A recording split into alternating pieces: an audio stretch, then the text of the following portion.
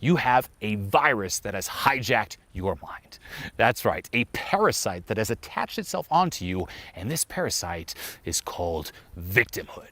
And what I'm going to be doing here is surgically removing this parasite, waking you up to the truth of who you actually are, reminding you of your power, and giving you that harsh talk that you know you need to hear.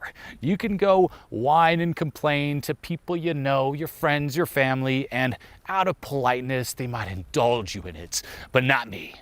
I'm gonna give it to you raw. This is the harsh truth every single victim needs to hear.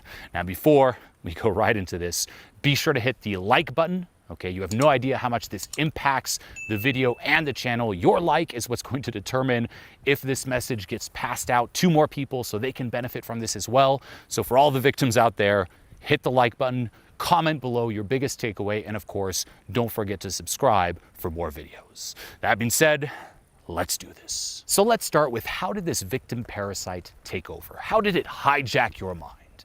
And it will usually have come to you in the past with all these promises, and it's very alluring, right? It'll come to you and say, hey, life's pretty hard, isn't it? It's not always fair. Things don't always go according to plan. There's a lot of chaos, a lot of unpredictability, and you have a choice here. You can take responsibility and put all that weight on your shoulders, or, and hear me out here, or you can blame someone or something outside of yourself. You can make it so it's not your fault. Now that's extremely interesting, right? If you're beating yourself up, you're like, how can I do this? Life. And you hear the little parasite say, hey, what about simply not making it your fault? And not just that, let me sprinkle in some more benefits there. You know, by being a victim, not only is it not your fault, but here's what else, right? It's not your fault, but you're also, by being a victim, gonna get a lot of attention. A lot of people are gonna feel sorry for you. They're gonna be very compassionate. A lot of people might even do things for you. They might even help you. Oh, really? And you don't even have to do anything. Well, that sounds interesting. And not just that, but guess what? No one's gonna pick on you. No one's gonna criticize you. People will see you and be like, they're already down. Let's leave them be. Oh, and not just that, one more thing. By being a victim, guess what? Now you'll have this story to tell, your victim story. And you'll still have this purpose and this drama in your life about how things are unfair and it's not your fault, it's this person's fault or that situation's fault. And you got some, you could say, passion in your life. Okay, those are really the benefits, so we think, of being a victim, right? That's how that parasite lures you in and then just takes over. And a lot of us have been duped from this victimhood parasite during our childhood, and we've let it run us well into our adult lives, okay? I was definitely a victim myself. I always blamed other people, the external, until I fortunately found out about this self-help world. But here's the thing, not everyone who finds out about the self-help world wakes up and starts taking responsibility. Okay, this is the victim approach to self-help. Okay, the victim, once more, the theme is, it's not my fault, it's the external's fault, someone or something else, right? You give the power away externally. Now the catch is, by doing so, there's nothing you can ever do about it to change your situation because you just gave your power away. You gave someone else the keys or something else the keys. So now you're still trying to fix it, but until you take responsibility, you're screwed. So what people do in self-help is they then join different courses and go up to different teachers or gurus or whatnot.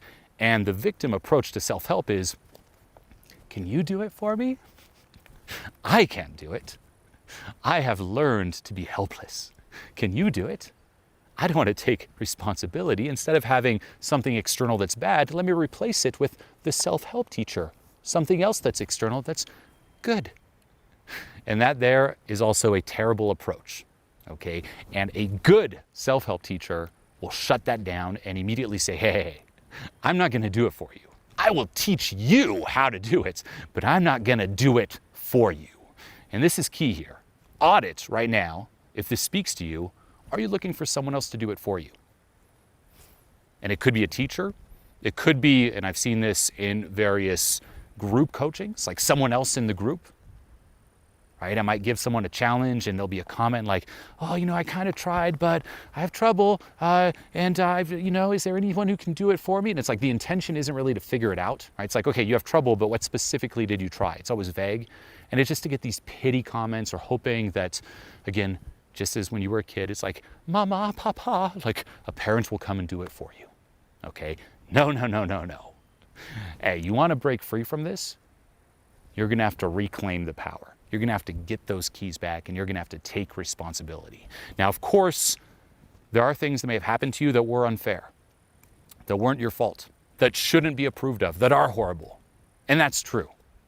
But by you now using those things to put you in this victim state, to put you in this state of powerlessness, that's your choice. You can't always control what happens to you, but you can definitely control your response to it. And guess what? You might think right now, oh, but still, I'm still the victim of that. At least I'm passing the message on to future victims. Hey, you know what's even better than that? Someone who perhaps went through something horrible, but instead of remaining a victim, they rose above that and they inspired others to rise above it as well. By being a victim, what are you inspiring? Other people to just be a victim like you. You're inspiring other people to give their power away. Do the opposite. Inspire them to take their power back. And that comes down to, you know what?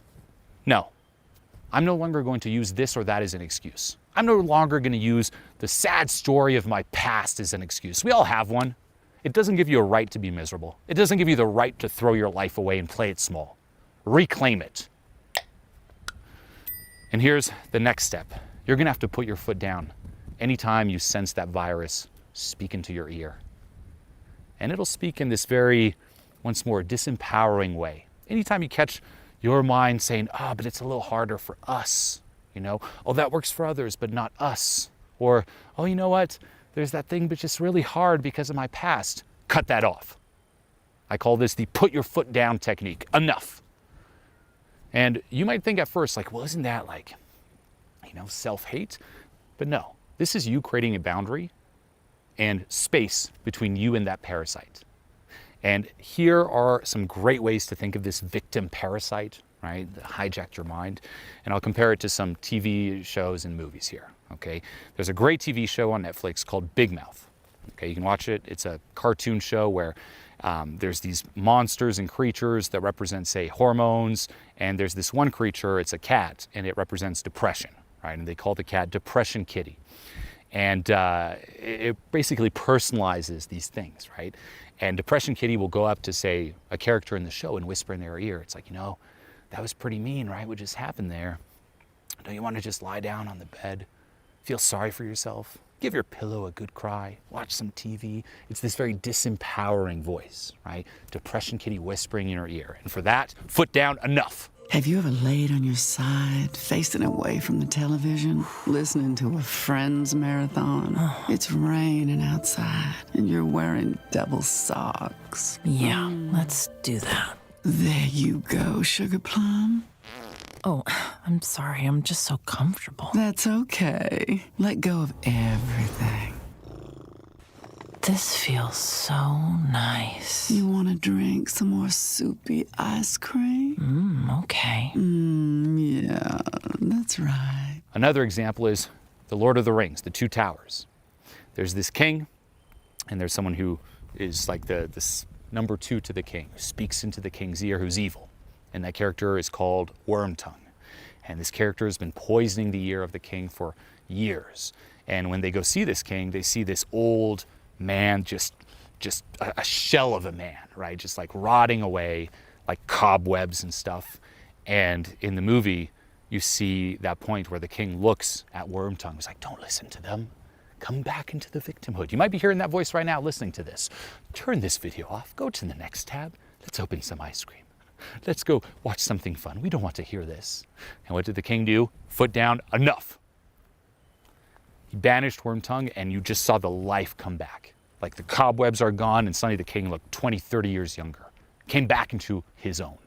A just question, my liege.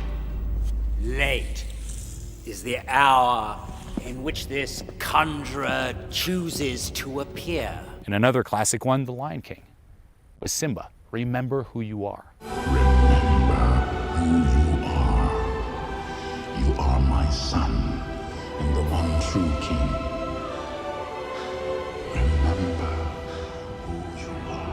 That's really what every single person who's been hijacked by this victim parasite needs to hear. Remember who you are.